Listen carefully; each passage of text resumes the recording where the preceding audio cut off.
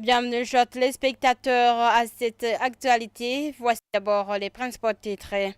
195 détenus de la prison pour hommes et celle de femmes d'Ongodi ont été relaxés ce vendredi. Le procureur général de la République a indiqué que cette opération vise le désengorgement des prisons. Et la Fédération nationale des syndicats de l'enseignement et de l'éducation du Burundi, FENASEB en sigle, estime que les réformes introduites dans le secteur de l'éducation ont entraîné une baisse du niveau de connaissances des élèves. Pour lui, il est temps d'agir afin de faire recours à l'ancien système. Voilà le sommaire tout de suite, les détails.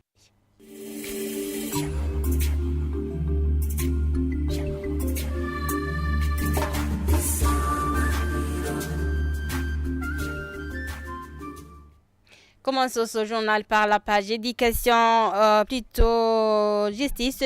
Plus 195 détenus de la prison pour hommes et des femmes d'Ongodi ont été relaxés ce vendredi. La procureure générale de la République du Burundi a indiqué que cette opération vise le désengorgement des prisons et va se poursuivre dans tout le pays. La procureure Rose Nkorerimana conseille ces prisonniers qui ont été relâchés en bon comportement chez eux en vue d'éviter la récidive. Apollinaire Muzagal. Parmi les prisonniers libérés figurent 175 hommes de la prison pour hommes d'Ongozi, 19 femmes et 3 filles mineures de la prison pour femmes. Dans son allocution, la procureure générale de la République indique que cette activité s'inscrit dans le cadre des descentes prévues dans toutes les prisons du Burundi visant le désengorgement de ces dernières. La procureure Rose Nkorerimana conseille ces prisonniers de s'acquitter directement aux travaux de développement de leur famille et d'afficher un comportement digne d'un homme en vue d'éviter la récidive. Le gros des détenus libérés sont des hommes et femmes en âge avancé et ceux qui ont commis de légères peines. La procureure générale de la République demande de leur côté au procureur de la République Ngozi, Kayanza et Kirundo de continuer le traitement d'autres dossiers comme ceux de ceux qui ont déjà purgé le quart de la peine et autres en vue de continuer ce désengorgement. La prison pour hommes d'Ongozi abrite 1856 détenus alors que sa capacité d'accueil n'est que de 400 personnes. Parmi ces prisonniers, 1091 sont condamnés et 768 sont détenus préventivement. Merci, Apolline Mouzagal. La Fédération nationale des syndicats de l'enseignement et de l'éducation du Burundi, FENASEB en sigle, estime que les réformes introduites dans le secteur de l'éducation ont entraîné une baisse du niveau des connaissances des élèves et considère qu'il est temps d'agir afin de faire recours à l'ancien système. Antoine Manouma, président de cette fédération, l'a déclaré en se référant au discours prononcé par le président de la République du Burundi, Evariste Ndayishimiye, lors de la présentation officielle d'un livre rédigé par 5 intellectuels burundais. Manouma demande ainsi au gouvernement de mettre en place des moyens adéquats dans le secteur de l'éducation et exhorter le ministre concerné à mettre en œuvre les recommandations formulées. Suivez-le. Le secteur de l'éducation est confronté à plusieurs défis. Certains d'entre eux sont tributaires des réformes engagées dans le secteur de l'éducation depuis 2012 avec l'avènement de l'école fondamentale qui regroupe l'école primaire et le niveau collège de l'enseignement secondaire, exclut la 10e année. Il était bon que l'élève prolonge sa scolarité pour renforcer sa formation de base, mais la réforme a provoqué le chambardement des programmes qui ont été regroupés en domaine d'apprentissage dont les enseignants sont incapables de dispenser. Que la première évaluation nationale soit administrée aux élèves à la fin de la 9e année. Les élèves sont exposés au cumul d'insuffisances qui n'ont pas été vérifiées très tôt pour une éventuelle remédiation. Elle se manifeste alors plus tard lorsque l'élève aura embrassé l'enseignement post-fondamental. La suppression de la 10e année est à l'origine d'insuffisances de prérequis qui poussent les lauréats de la 9e année à affronter l'enseignement post-fondamental fondamentale avec beaucoup de peine. Les États généraux de l'éducation tenus en 2022 avaient donné des orientations claires qui pourraient conduire au changement profond dans l'optique de ramener la qualité des enseignements. Mais beaucoup de recommandations n'ont pas encore été mises en application. Nous demandons que les nouveaux textes s'inscrivent dans la logique de ramener et de renforcer la qualité des enseignements. Si les nouveaux textes sont adoptés, l'étape suivante serait de revoir les programmes d'enseignement. Le président de la République a déjà exprimé sa préoccupation par rapport à la dépréciation de la qualité de l'enseignement et souhaite que la situation soit inversée. Et nous nous en réjouissons. Pour la concrétisation de la bonne volonté du président de la République, nous demandons au ministre ayant en charge l'éducation de convoquer une rencontre des parties prenantes qui visera l'évaluation de la mise en application des recommandations des États généraux de l'éducation tenues en 2022 et constitue la fondation de tout changement qui pourrait être opéré. Mais pour que le changement soit possible, les fonds alloués au secteur de l'éducation devaient être revus à la hausse pour satisfaire aux besoins essentiels comme le recrutement des enseignants, la construction de nouvelles salles de classe, l'achat du matériel pédagogique et des bancs pupitres. En vue de fidéliser les enseignants qui désertent en masse le service, il est impératif que les rémunérations soient revues à la hausse, sinon le secteur de l'enseignement sera toujours déstabilisé. Découvrir les talents chez les jeunes et les aider à les développer, tel est l'objectif de la 8e édition de la compétition de course à pied organisée ce samedi à l'intention de jeunes élèves issus des différentes écoles de quartier du nord de la ville de Bujumbura, organisée par le centre jeune Kamenge. L'abbé Louis Mbazumutima, directeur de ce centre, indique que cette compétition contribue également à unir les jeunes malgré leurs différences. Jean-Marie Vianney Gendakumana pour le reportage.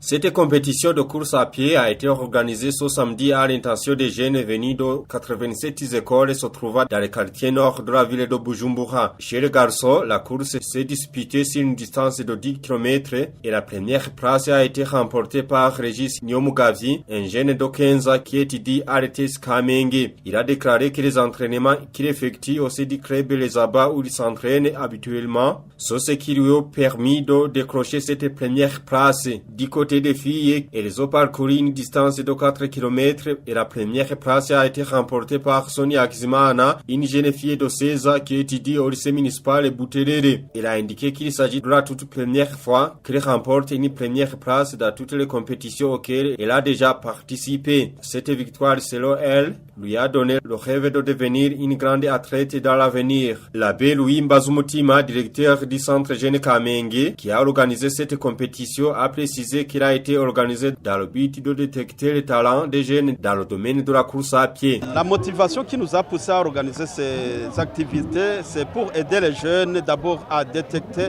leurs talents dans ce domaine de course à pied. Parce qu'il y en a qui sont vraiment qui ont un talent inné avant même d'être entraînés, mais qui ne savent pas qu'ils ont ce talent.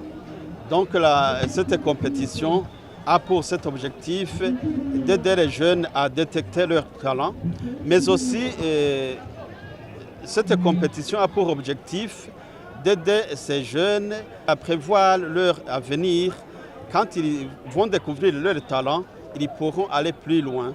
Et sans doute que même les clubs d'athlétisme vont recruter parmi ces jeunes. C'est pourquoi nous avons invité la fédération d'athlétisme pour qu'elle vienne nous aider dans l'organisation de cette compétition.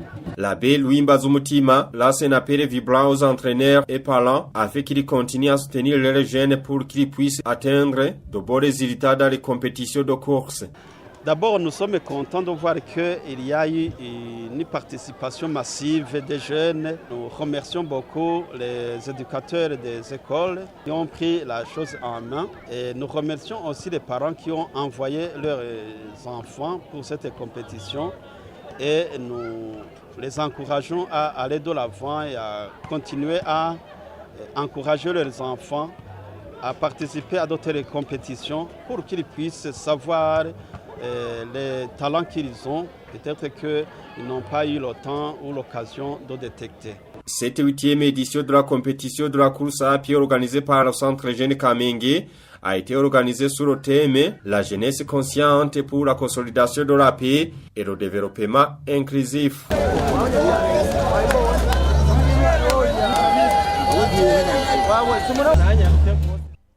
Actualité internationale au Soudan, le Premier ministre a annoncé dimanche 11 janvier le retour du gouvernement dans la capitale Khartoum.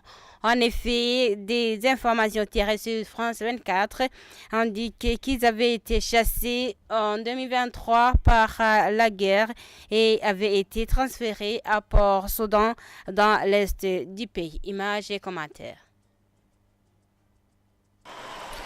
Dans les rues de Kampala, la capitale ougandaise, les commerces sont restés fermés et les gens attendaient avec anxiété les résultats du scrutin du 15 janvier.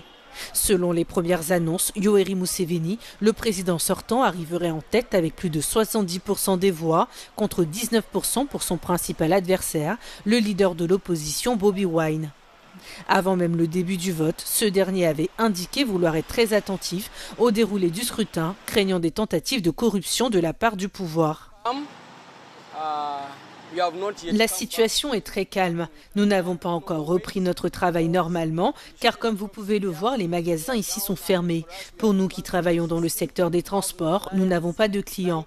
Internet est en panne, nous avons contacté certains clients en ligne. Nous sommes donc en situation très difficile. Financièrement, nous sommes également en difficulté, car nous n'avons pas de clients. C'est pourquoi vous nous trouvez ici. Nous nous ennuyons, nous n'avons pas encore repris nos activités normales comme avant. We are bored. We have not yet come back to our normal situation as we used to be. Un pays paralysé dans l'attente des résultats qui devraient être annoncés ce samedi.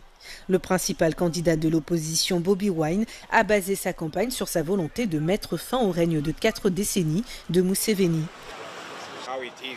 D'une manière générale, toute cette situation est un peu effrayante, car elle n'est pas normale. Comme vous pouvez le voir, je me suis déplacée et tous les magasins sont fermés. Tout le monde reste dans son coin, certains se cachent, peut-être en attendant de voir, peut-être qu'après l'annonce du vainqueur, les magasins finiront par ouvrir.